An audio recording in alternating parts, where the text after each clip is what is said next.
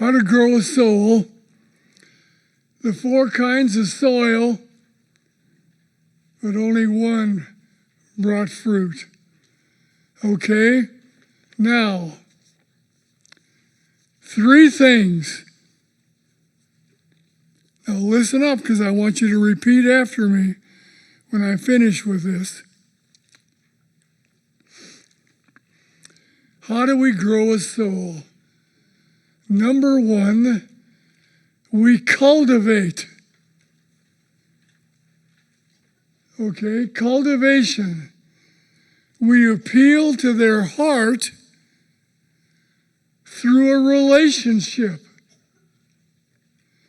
And the focus now is caring in the context of love.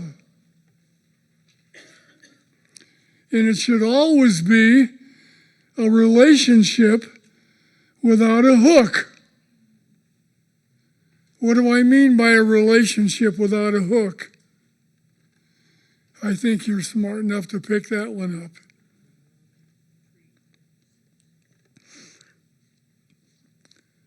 So that's how we start in any relationship.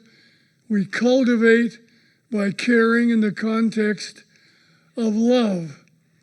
And you know what? The reason I think when I say without a hook, when I was pastoring a church in Milwaukee, Oregon, did you get that? Milwaukee, Oregon? Okay. Man, I went to the church secretary one day and I says, I'll be back in a half hour. I'm going down and join the European health spa where they work out every day. A health spa. I said, you know, since I'm the pastor, I've been working on a message the last 2 days. Man, I need to smell some pagans. Man, so many people spend so much time in the church, they never do know what a pagan smells like. So I went down and joined and started Monday, Wednesday, Friday working out. I don't know what happened, but anyway, you should have seen me then. Okay. So anyway, we're the ones that become indifferent. We're the ones that become isolated. Now, here's another thing I wrote down. I love this. When we cultivate a relationship through love, we are creating a climate in which a person is open to hearing about Jesus. Now, you might not like that statement as much as I do. I love this statement. Can I say it once more? Every place we go, we cultivate a climate in which a person is open to hearing about Jesus.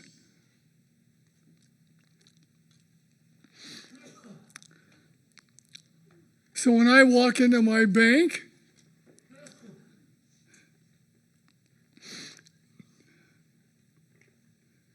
I create a climate. By the way, which I did recently, I got to say this, because we just had Easter. Since I came to Christ at Easter, I love Easter. So anyway, I went into our bank, and I'm talking to a guy, and it was a very slow day. Nobody else was in there. And the guy next to me was talking to a gal, just the 2 of us and the 2 of them. And so when I was through with my transaction, I said to the man, I hope you have a wonderful Easter. I said, it's my favorite time of the year. My life was changed at Easter. That's it. That's all I said. And the guy standing next to me, he nudged me. He said, you won't believe this. He said, my life was changed at Easter on an Easter too. Boy, he was all smiles. And then the guy that I was with, well, he said, in what ways did he change you? Would you say that's an opening?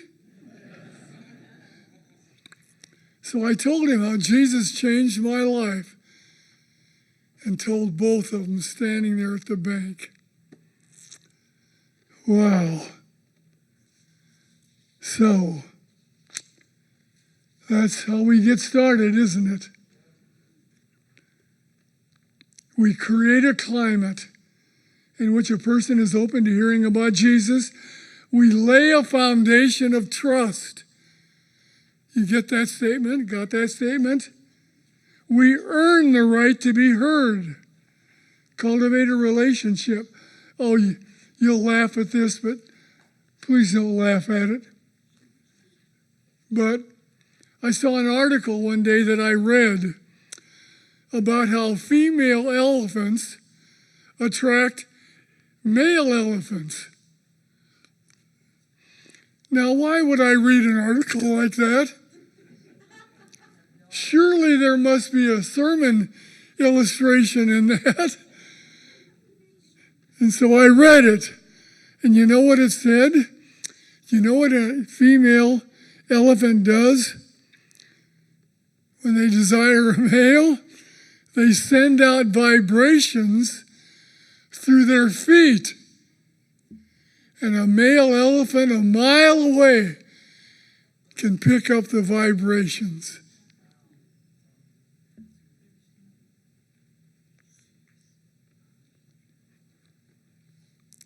So I go into my bank. I go to the grocery store. I get my hair cut. Are they picking up the vibrations? See, I did get something out of that article, didn't I? Yeah. Right. And boy, if you got a nasty disposition that day, they pick it up. Okay, hang on, we're almost done. So, how do you grow a soul? You cultivate by appealing to their heart through a relationship. Point number 2, when we grow a soul, after we cultivate, we start sowing.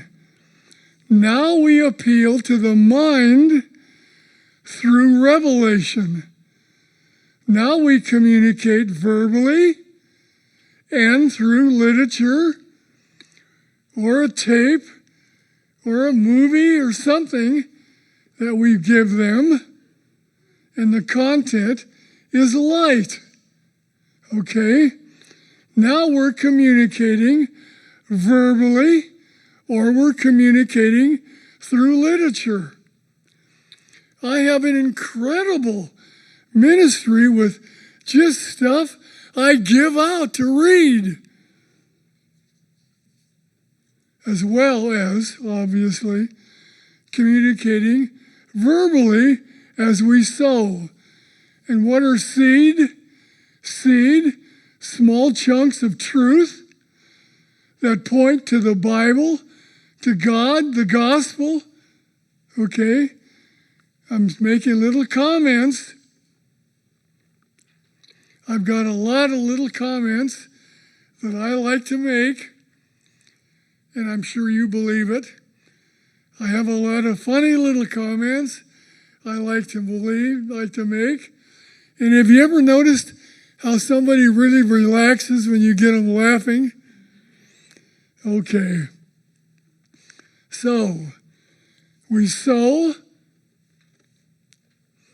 a soul by cultivating a heart through a relationship. We sow the seed. We appeal to their mind through revelation. You get this? We're appealing to their heart. We're appealing to their mind and give them stuff. I just tell them this little booklet, the stuff that's in this little booklet, the truth in that little booklet has changed my life. Take it home and read it. Okay. I'm sweet about it, though. I don't just say, read this, you pagan, you read this. I don't do that. I'll tell you one thing. It could change your life. The last 2 weeks, I've had 2 people call me to tell me that they had trusted Christ because of what I said to them and what I gave them to read. Isn't that awesome? Man. Okay, the last one, this is it. Oh, not quite. There's that other, okay. We cultivate, we sow, and then we what? We reap. Now we appeal to their will. You need to make a conscious, willful choice, but to trust Christ as your Savior, and you feel that you're at a place right now because of what you heard and know. Can I help you? And are you ready to willfully trust Christ as your Savior? And that's a decision that only you can make. Are you willing to do that? Now, look up. First of all, we appeal to their heart, and then we appeal to their mind, and then we appeal to their will. Can I help you with that? Every week I'm talking to somebody about the incredible hope we have. Can I help you with that?